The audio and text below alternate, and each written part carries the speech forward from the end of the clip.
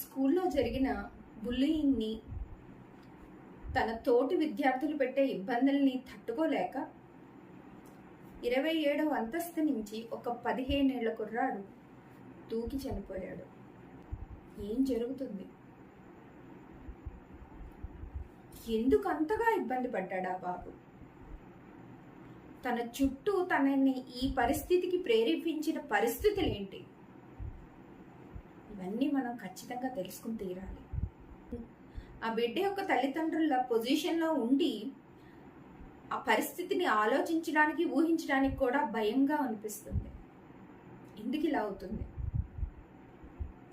విచారణ జరిగి నిజాలన్నీ బయటపడి న్యాయం గెలవాలని ఆశిద్దాం. కానీ మన పిల్లలకి, మనకి ఇలాంటి పరిస్థితి రాకుండా మనమేమి చెయ్యాలి అన్నది ఒక్కసారి ఆలోచిద్దాం. మొదటిది, పిల్లలు టీనేజ్ అనేసరికే సహజంగా తల్లిదండ్రులకి కొంచెం దూరంగా ఉంటారు. కానీ మనం వాళ్ళు పుట్టినప్పటి నుంచి రైట్ కనెక్షన్ కనుక మెయింటైన్ చేస్తే అలాంటి పరిస్థితి రాదు. ఎప్పుడు కూడా మనం మన పిల్లలకి ఏ పరిస్థితిలో అయినా, మంచైనా చెడైనా, కష్టమైనా నష్టమైనా, నిజంగా వాళ్లే చేసింది తప్పైనా, లేకపోతే వాళ్ళు వేరే వాళ్ళ ద్వారా ఇబ్బంది పడుతుంది, ఏదైనా కానీ మొదటిగా తల్లిదండ్రులకు వచ్చి చెప్పాలి అనే నమ్మకం మనం తల్లిదండ్రులుగా కల్పించాలి. పిల్లలకి మీరు ఇలాగా ఏదైనా సరే వచ్చి మాకు చెప్పాలి అన్న ఆలోచన కూడా పిల్లల యొక్క మనసుల్లోని, బుద్ధిలోని మనం నాటాలి. ఎప్పుడైతే సరైన కనెక్షన్ కనుక మనం మన పిల్లలతోని మెయింటైన్ చేస్తామో, అది ఎలాంటి పరిస్థితి అయినా సరే పిల్లలు మనకు వచ్చి చెప్పగలుగుతారు. ఆ చెప్పినప్పుడు మనం వాళ్ళని, ఆ పరిస్థితిని సరిగ్గా హ్యాండిల్ చేయడానికి మనం ప్రయత్నించగలుగుతాం. మనం వాళ్ళకి నమ్మకం కల్పించడంతో పాటుగా ఏ పరిస్థితుల్లో అయినా సరే ధైర్యంగా ఎదుర్కోవాలి అనే దాన్ని కూడా మనం పిల్లలకి కంపల్సరీగా నేర్పించాలి. పిల్లలకి ఒక 2nd, 3rd క్లాస్ వరకు కైండ్నెస్ని, ఎదుటోళ్ళ యొక్క ఫీలింగ్స్ని అర్థం చేసుకునే ఎంపతి ఎలాగ నేర్పిస్తామో, 3rd క్లాస్ అంటే ఒక 9 ఏళ్ళు 10 ఏళ్ళు వచ్చేసరికి ఏ పరిస్థితి జరిగినా సరే తిరిగి ధైర్యంగా ఎదుర్కోవాలని కూడా మనం పేరెంట్స్గా నేర్పించాలి. పిల్లలు వాళ్ళ జీవితాన్ని వాళ్ళు సరిదిద్దుకోవడానికి కావాల్సిన ప్రతి అవకాశాన్ని మనం వాళ్ళ చేతికి ఇవ్వాలి.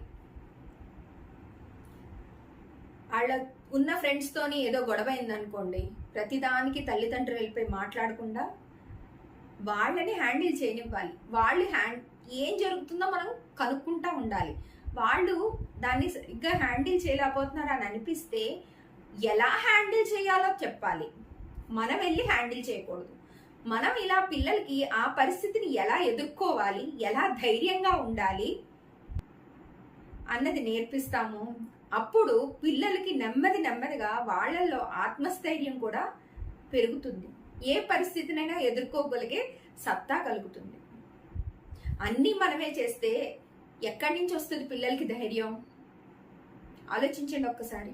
చెయ్యగలవు, ఒకవేళ పిల్లలకి అది హ్యాండిల్ చేయడం రాకపోతే దీన్ని ఇలా హ్యాండిల్ చెయ్యి, ఇలా మాట్లాడి చూడు, ఇలా అడిగి చూడు అన్న విషయాలు చెప్పాలి మనం. ఇది చాలా ఇంపార్టెంట్.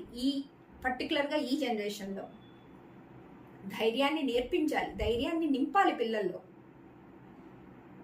మా పిల్లలు సన్నగా బక్కగా ఉన్నారు, ఎవరైనా ఏమనంటే తిరిగి కొట్టలేరు అని చాలా మంది పేరెంట్స్ చెప్తుంటారు. లేదు, నీ బుద్ధిలోనే నీ బలం ఉంటుంది అన్నది మనం నేర్పించాలి. మనం పిల్లలకి ఆ పరిస్థితిని ధైర్యంగా ఎదుర్కోవాలా, స్మార్ట్గా ఎదుర్కోవాలా అన్నది కంపల్సరీగా నేర్పించాలి.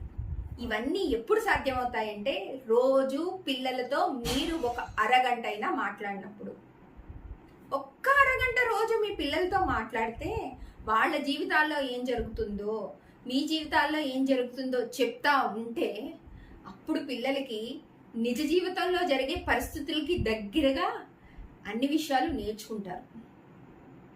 మిహిర్ సూసైడ్ చేసుకోవడానికి కారణాలు అది నేను వీడియోలో చెప్పడానికి కూడా ఇబ్బంది పడుతున్నాను. తన పట్ల ఎంతో క్రూరంగా తన తోటి విద్యార్థులు బిహేవ్ చేశారు.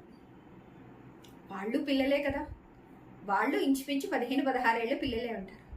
15-16 ఏళ్ల పిల్లలకి అంతటి క్రూయల్ ఆలోచనలు ఎలా వస్తున్నాయి, ఎందుకు వస్తున్నాయి? ఇది కూడా మళ్ళీ మనం ప్రశ్నించుకోవాలి. మన పిల్లల్లోని అలాంటి ఆలోచనలు ఉన్నాయా లేవా అన్నది కూడా మనం పసిగట్టుకుంటా ఉండాలి. లేదంటే ఇలాంటివి చూడాల్సి వస్తుంది. ఎప్పుడైతే పిల్లలకి రైట్గా ఎమోషనల్ డెవలప్మెంట్ చేస్తామో, చిన్నప్పుడు ఎంపతి అనేది నేర్పిస్తామో, అవతలి వాళ్ళ కష్టాన్ని చూడగలుగుతారు. అవతలి వాళ్ళ కష్టాన్ని చూడగలిగినప్పుడు ఇంతటి క్రూయల్ మెంటాలిటీస్గా బిహేవియర్స్ రావు. డిజిటల్ మీడియా స్క్రీన్స్ ఎక్కువైపోయి వాళ్ళ వయసుకి అవసరం లేని నానా చెత్తా చెదారం పిల్లల కళ్ళల్లో పడుతుంది. ఇవన్నీ దాటి ఒకప్పటికంటే ఇప్పటికి ఇంకా ఎక్కువగా ఇవన్నీ దాటి పిల్లల్ని సంరక్షించుకోవాల్సిన అవసరం చాలా ఉంది. సంపాదించే కోట్ల కంటే మీరు మీ పిల్లలతో స్పెండ్ చేసే టైం అంత ఇంపార్టెంట్. ఇది దయచేసి అర్థం చేసుకోండి. పిల్లలతో మీరు గడిపిన ప్రతి క్షణం వాళ్ళ జీవితంలో ఉన్నతి వైపు దారితీస్తుంది. దయచేసి ఆలోచించండి. నేను మీ రమా శ్రీనివాస్, కాన్షియస్ పేరెంటింగ్.